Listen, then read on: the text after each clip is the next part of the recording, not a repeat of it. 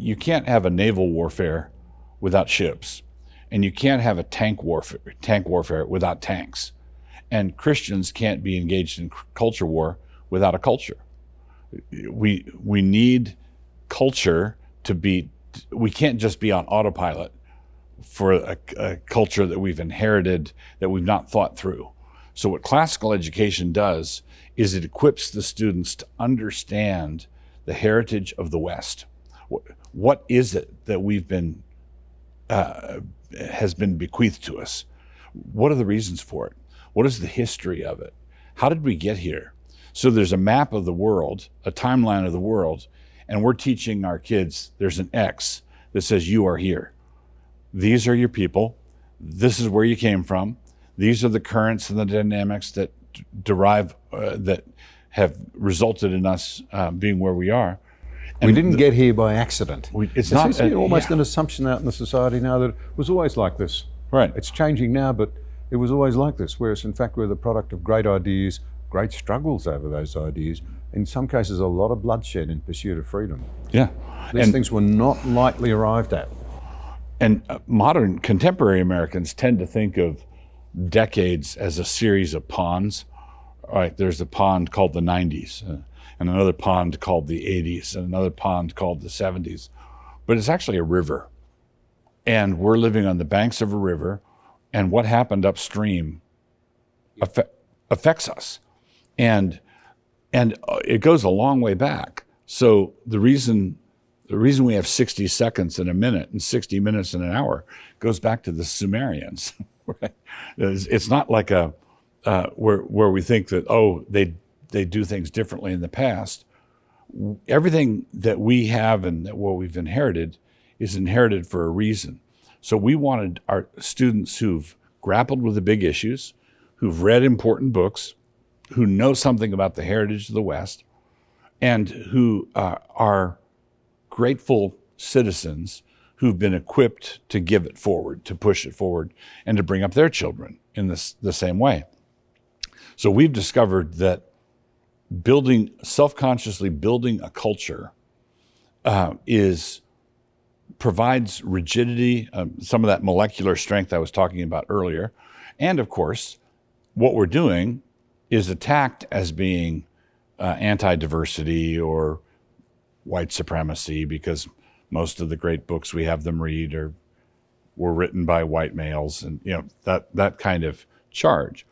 But it's really... But here's a rub. It's a point made to me by an English educator who was charged with that same thing. Oh, you're just teaching them British history.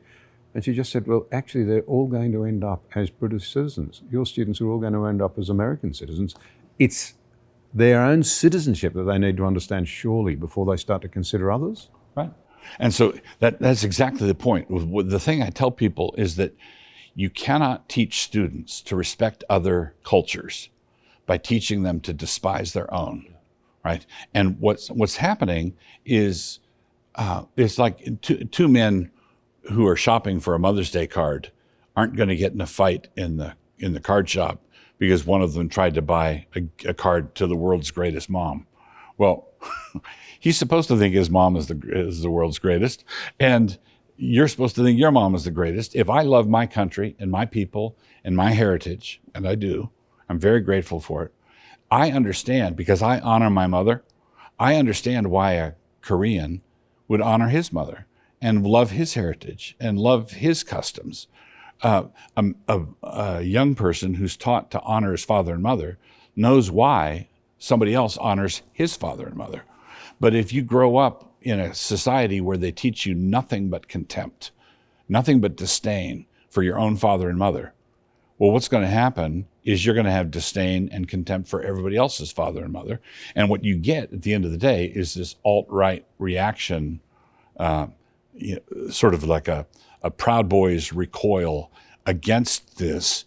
But that's pretty ugly too. It's really ugly. Yeah. But what's happened is that it's a reaction to the contempt that they've been taught, and then they react to it without being taught in terms of the Christian worldview that gives bounds and limits on this sort of thing. So I love my father and mother, but they're not absolute. I love my country, but my country's not absolute. My allegiance to Christ is absolute, but my gratitude for my heritage and my people and my customs are relative. And I understand that other people are in different positions and they have duties that are different than mine. And that's why affection, bounded patriotism, a cultural establishment that, as you said, is training these students to become the kind of citizens you want in the nation they're going to be living in, is what we're after. We're not trying to create jingoistic xenophobes. We're trying to create model citizens who understand and respect model citizens in other countries. So if you came over here and expected me to have the same feelings toward Australia that you do, or if it went the other way, it'd be ludicrous, right? So you love your country, and I understand why you do, and I understand why you love it more than you love mine. And if I objected to that, I'm the guy in the card aisle getting in a fight with someone about, what do you mean your mother's? Bounded patriotism? Yes. I'm fond of saying that no human authority, no human relationship is absolute. So I'm grateful for my family, but it's not absolute. I'm grateful for my country and my people, but it's not absolute. I'm grateful for all the relationships I'm in, but only my relationship to my Creator is absolute. God alone is sovereign, absolutely sovereign. God alone is the one who cannot be questioned.